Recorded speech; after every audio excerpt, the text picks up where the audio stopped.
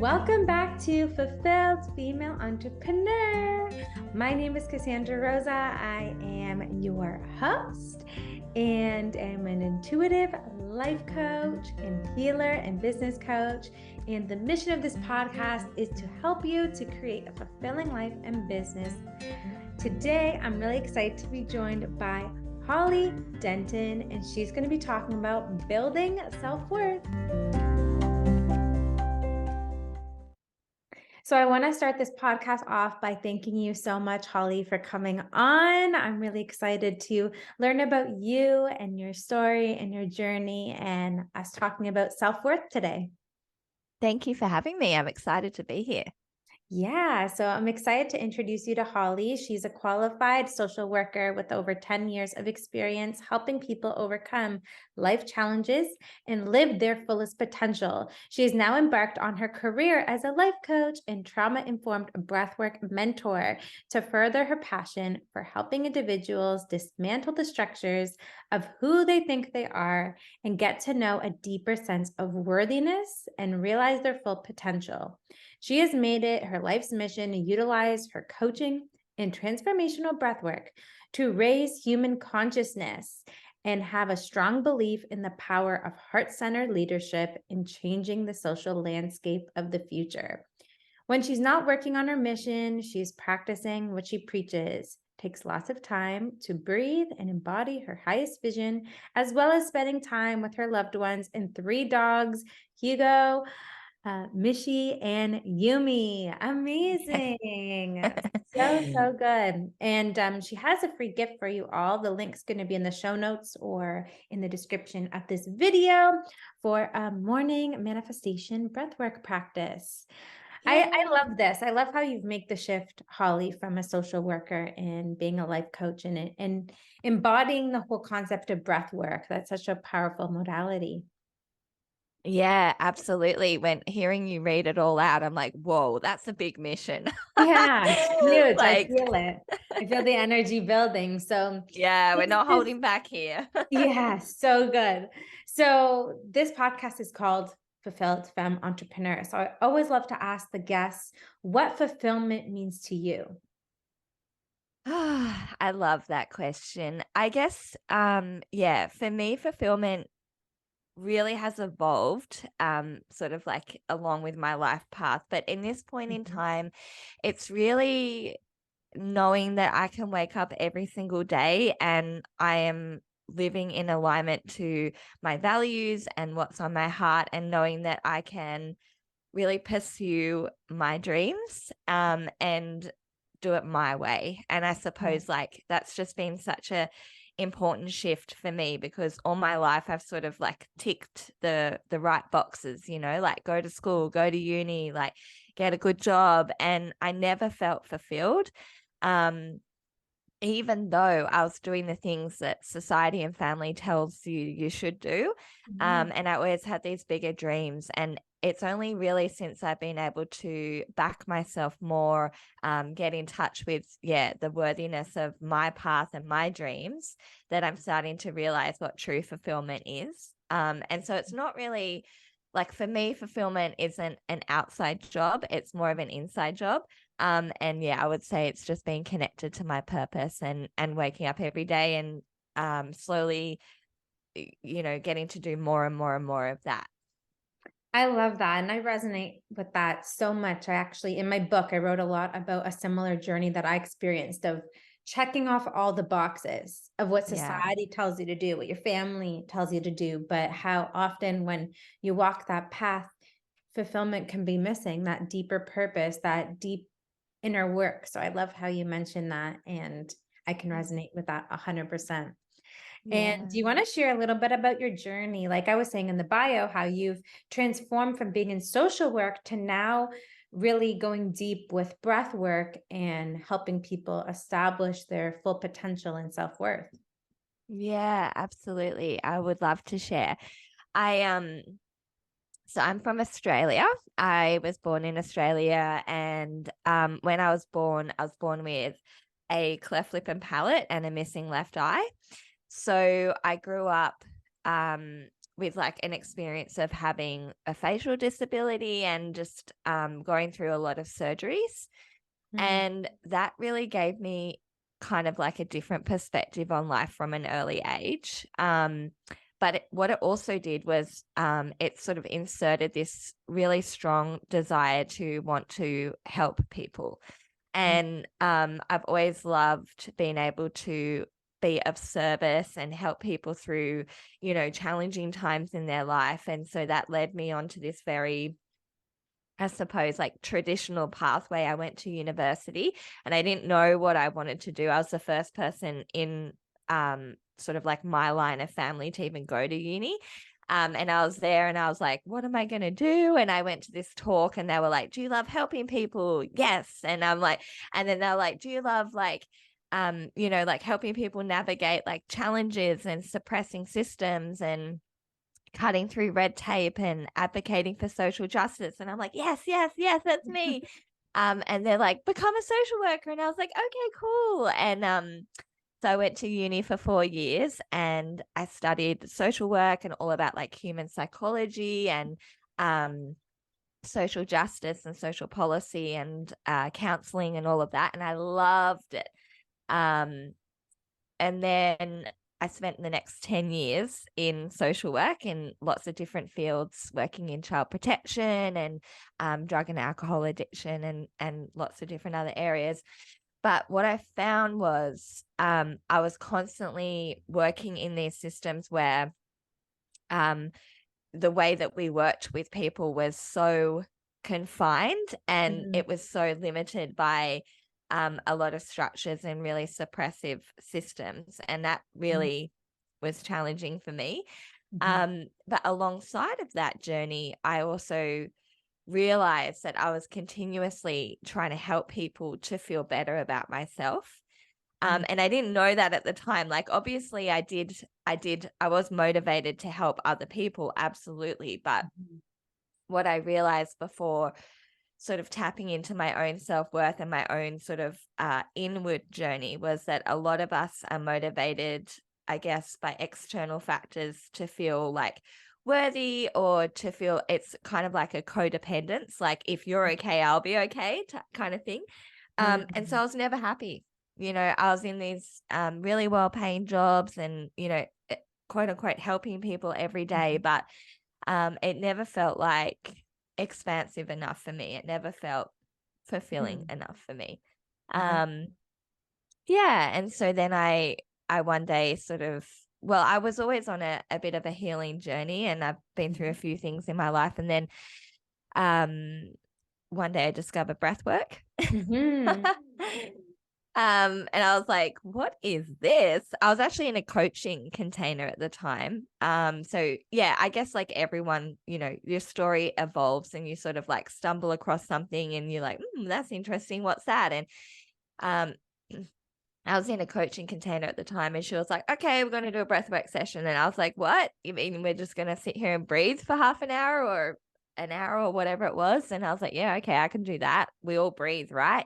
Mhm, And in that breathwork session, I was like, whoa, my mind was blown. Um, and I guess from then, that's really sort of, I guess, opened up a new world to me around where I want to help people. And that is more on the level of like somatic body based therapies and modalities in order to then support the mindset and the mindset coaching and the psychology and all of that we're trying to work on in social work and coaching and psychology. But for me, what I realized in my life was that I would always try and think myself into like being positive and happy, and it never felt right. mhm, And then when I sort of discovered breath work and combined that with coaching, that I really was able to tap into a much deeper level of self-worth for myself. And then that's when I was like, okay, we've got to get this mission out to the world, to everyone else. Yeah. I love that. So do you find that this is more fulfilling being a coach and applying the breathwork modality due to how it's allowed you to evolve with your own self-worth? Or where do you see the difference when it comes to your own personal fulfillment with this path where you are now versus where you were in the social work field? Yeah, look, I'm definitely not gonna sit here and speak ill of, social work and Mhm, psychology and mhm, more traditional methods. I think that they are so important. mhm, To this day, I'm still a social worker and I still apply a lot of that the mental cognitive side of therapy in my coaching, right? But the difference for me is that we generally, as a society, we ignore the wisdom of the body.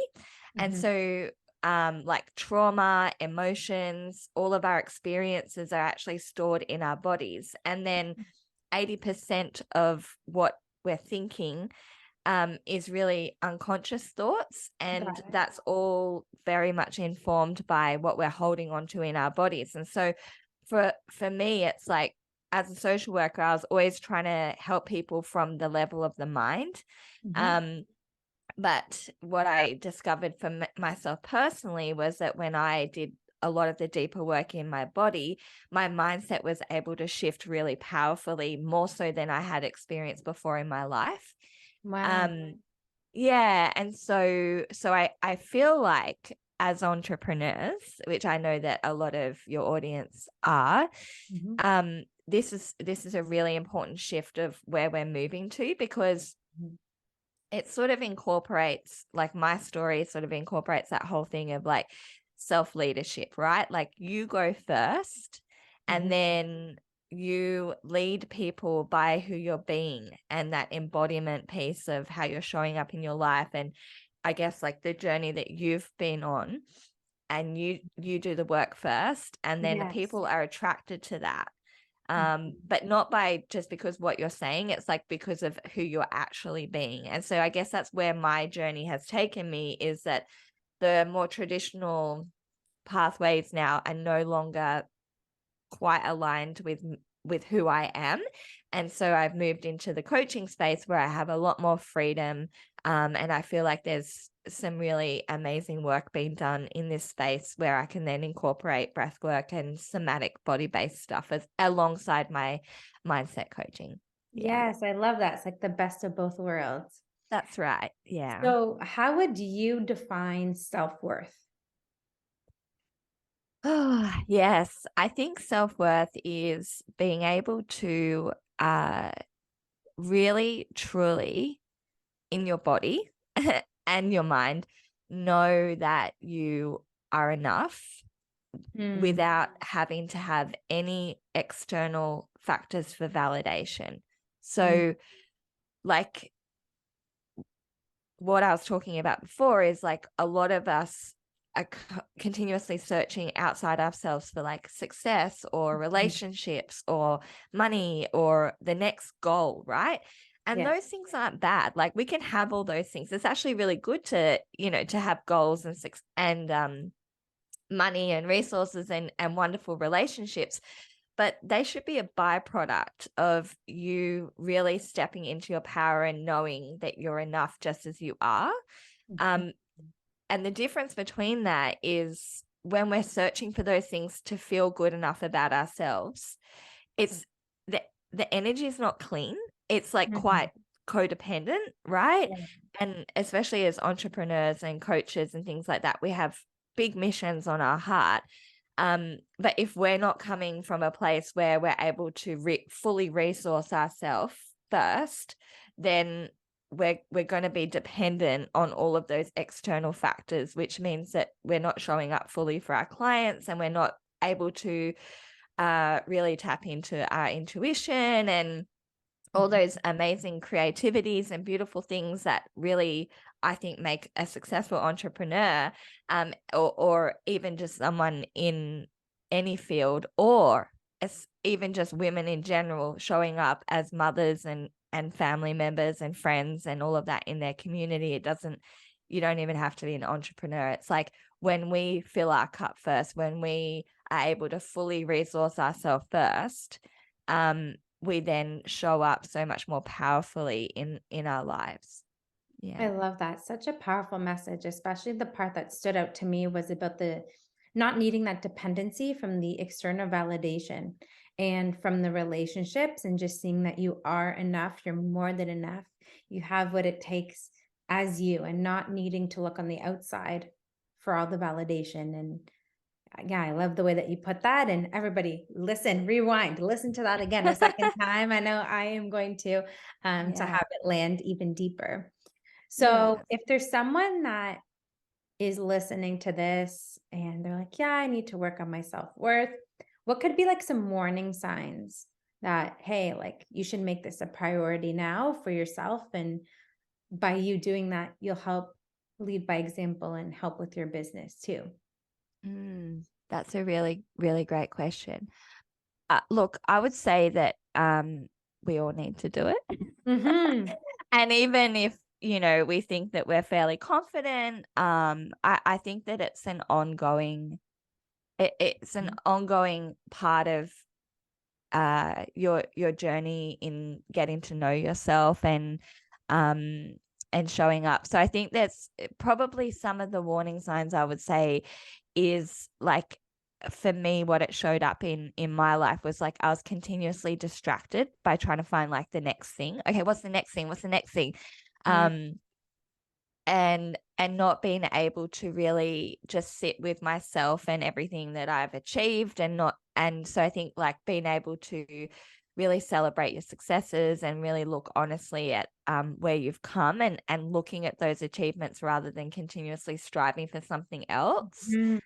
um I think also another really big key thing is, for a lot of us, we don't feel, I guess, like fully happy or fulfilled or safe unless everyone else around us feels like that. So there's an over responsibility sometimes there can be an over responsibility for our clients or, our partners or our family members, especially as women.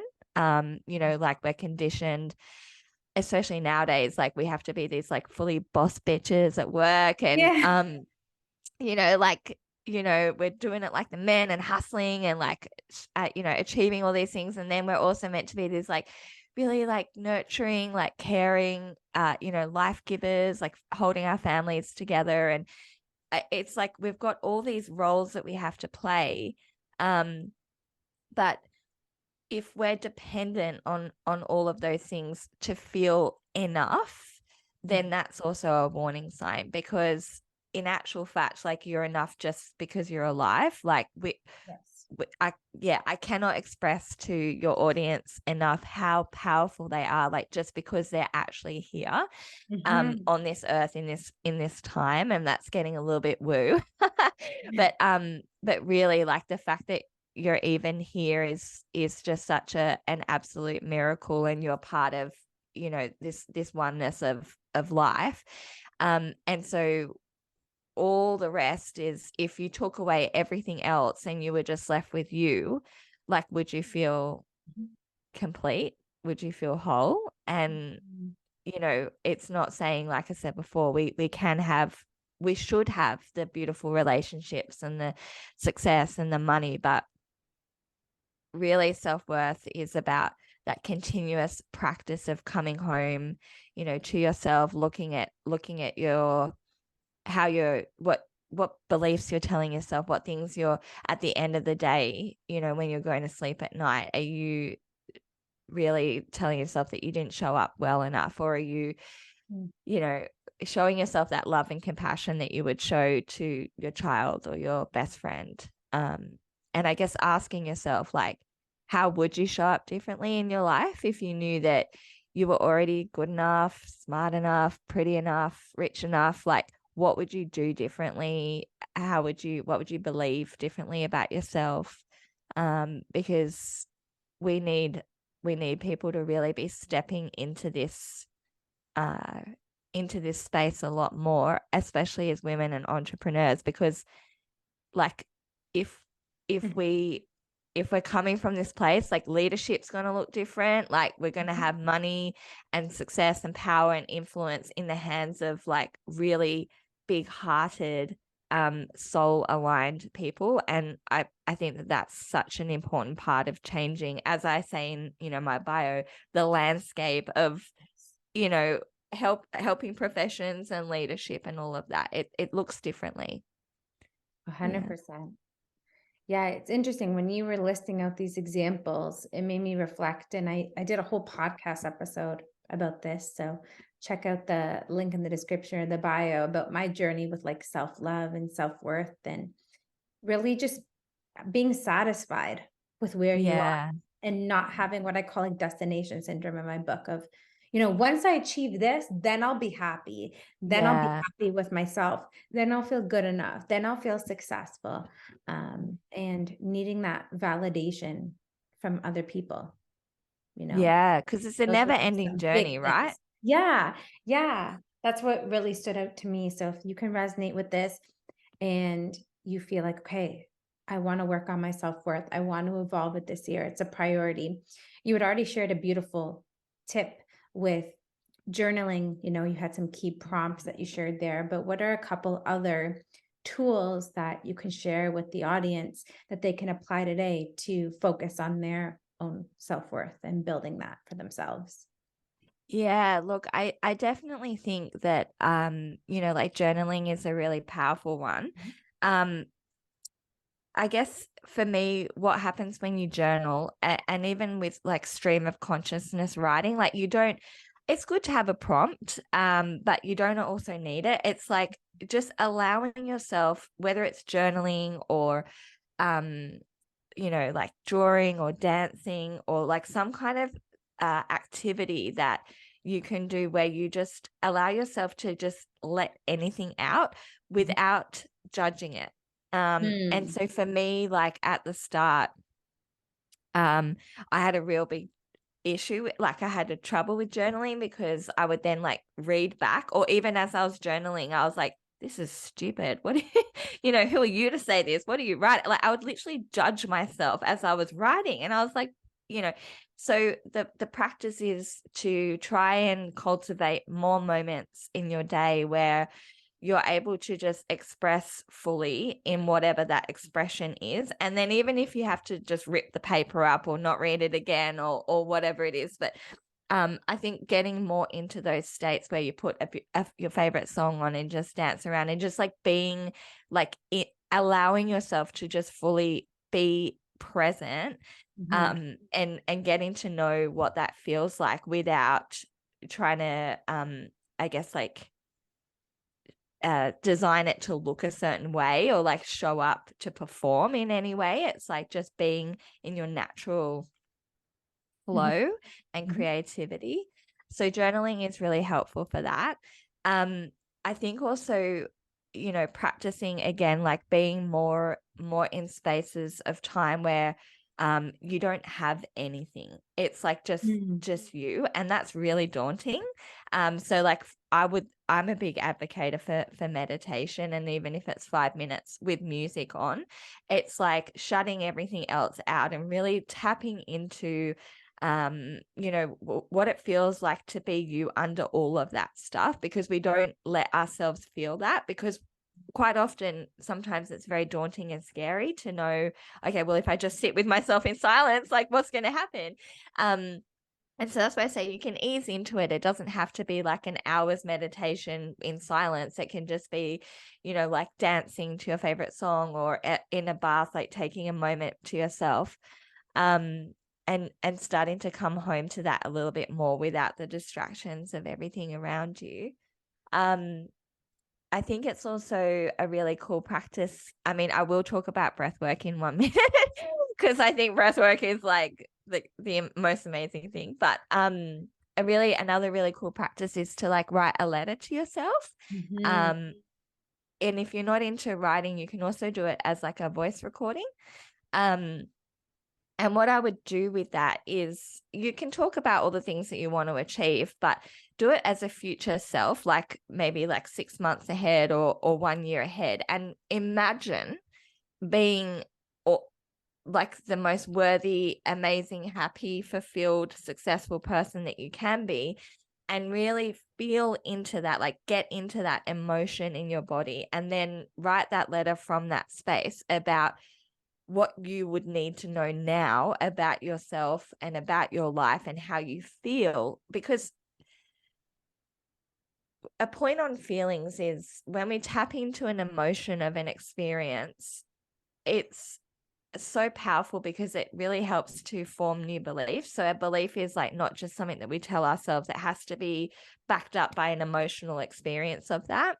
And Mhm. so when we're trying to cultivate more worthiness in our life, even if you don't fully believe it yet, it's like tapping into an emotion or a feeling that makes you feel love or Mhm. compassion. Mhm. And even if it's like, okay, well, I don't feel fully worthy yet, but I'm willing to feel better about myself or whatever it is. So sometimes stepping into an imaginative, like into the future, like a future self visualization is really powerful because it's like you can imagine what it would feel like if you were, fully happy and confident and all those things. And then a lot of wisdom comes out of that. And you'll probably surprise yourself about all the things that you're able to tell yourself to start working on now, because it's all within you, right? It's already there. Like it's not something, worthiness is not something that you have to try find, right? But we don't realize that. So we have the capacity right now to access that place of love for ourselves, but we're not used to that, and we a lot of us haven't really ever felt that in our lives. So it's like it's not something that we have to try and find, but it's more like a remembering and an uncovering within ourselves. So the more time that you can spend with yourself in just like ceremony, I suppose, whatever that looks like, it doesn't have to be serious, it can be playful or whatever, and tapping into that side of it, I think there'll be a lot of wisdom that you can draw out from yourself there. I Yeah. love that. Such powerful tips. And I love in the beginning, the first tip I was saying to write and journal without judgment. I think that's really key. And I want to highlight that there. And meditation, I'm also a meditation teacher. So I'm such an advocate for meditation. I think it's such a powerful tool. And writing a letter and tapping into the feelings. I think that people aren't talking about it enough. Mm. How we have self-worth inside of us already. We have all that we need inside of us, the confidence, the clarity, the happiness. It's just tapping into that feeling in the present moment here and now, which is so, so powerful. So I know that you have a gift Yes. for the audience, and it's breath work, and it's another tool in transformational experience and modality that you've tapped into. So do you want to talk a little bit about that powerful breath work meditation that everyone has access to for free in the description of the video? Or Yeah, I would love to. Thank you. Um, yeah, look, I'm not a believer in like a one way is the only Mhm. way type of thing, but I truly have not discovered anything along my path that is as effective or as transformational as using breath.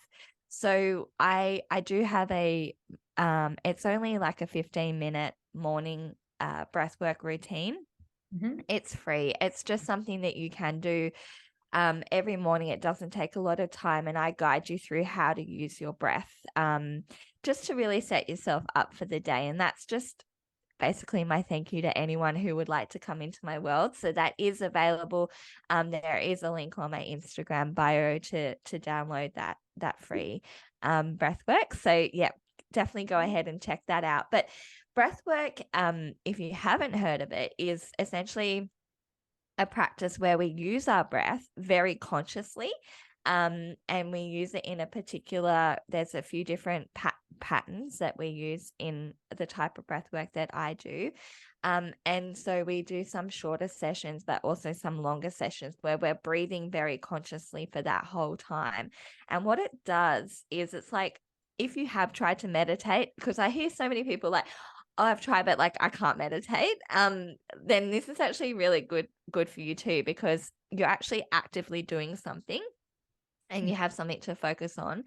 And so when you get guided to use that breath pattern, you start to enter different, I guess, like states of consciousness. It's very safe.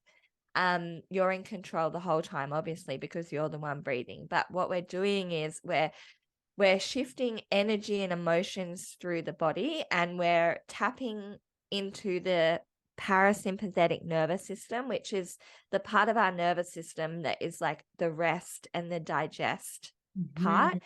Mhm. And a lot of us are living our life in the sympathetic nervous system, which is that active fight or flight, like respond, go and do.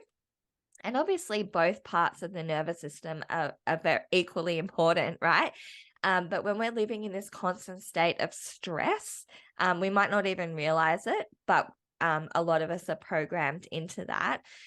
Our body releases a lot of chemicals and cortisol, which is like some of the stress hormones. And that stress hormone is very addictive, but it also wreaks havoc on our system. So this is where I was talking about before. If we're constantly with an over-regulated, unregulated nervous system, and we're like, getting up in the morning and we're standing in the mirror and we're saying our positive affirmations, but we're like in our bodies, Mhm. it's going to be very hard to really feel differently. So the beautiful thing about breath work is it's extremely powerful. It works very quickly. It cuts through all of that anxiety and the emotions that are in the body, and it frees the mind to be in a meditative state, where we shut down a lot of the critical thinking and the judgment parts of our mind, and we open up.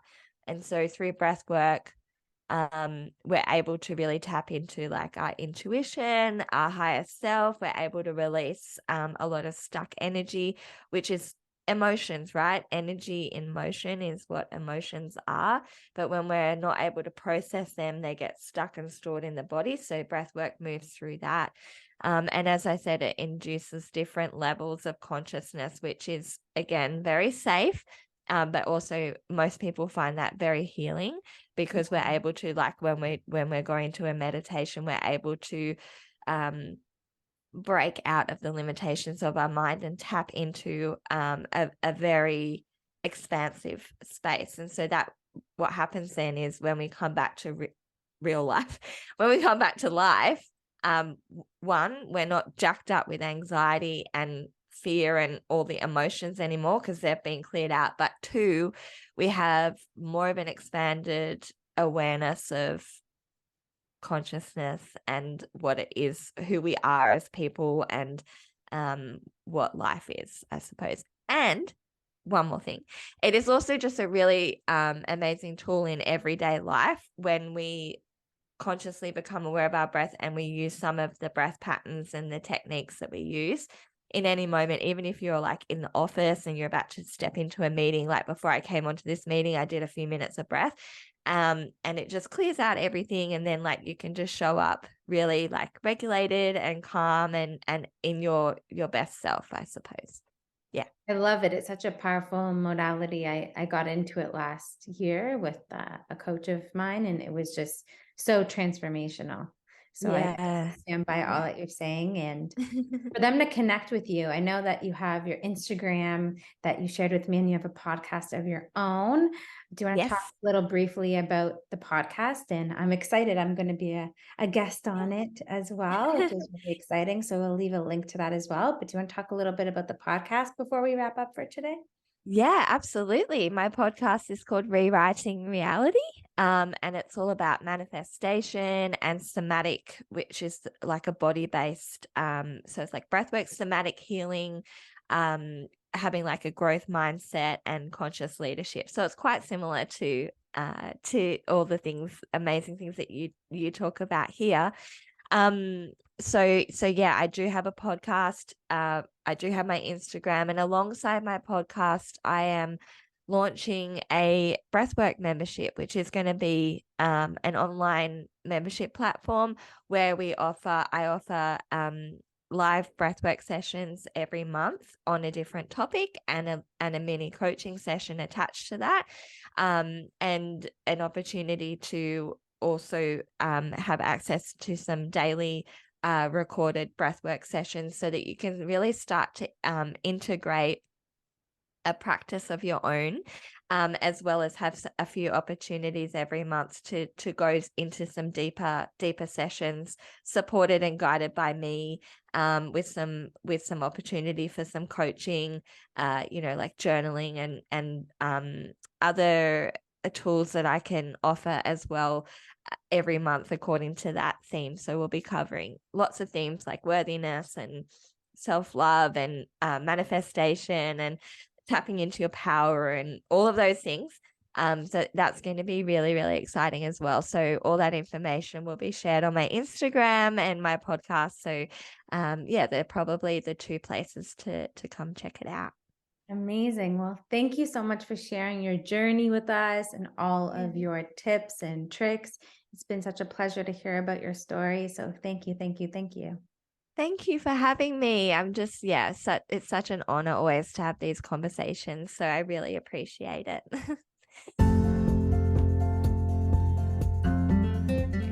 Thanks for watching the video. If you enjoyed it, please give it a big thumbs up and subscribe to the channel.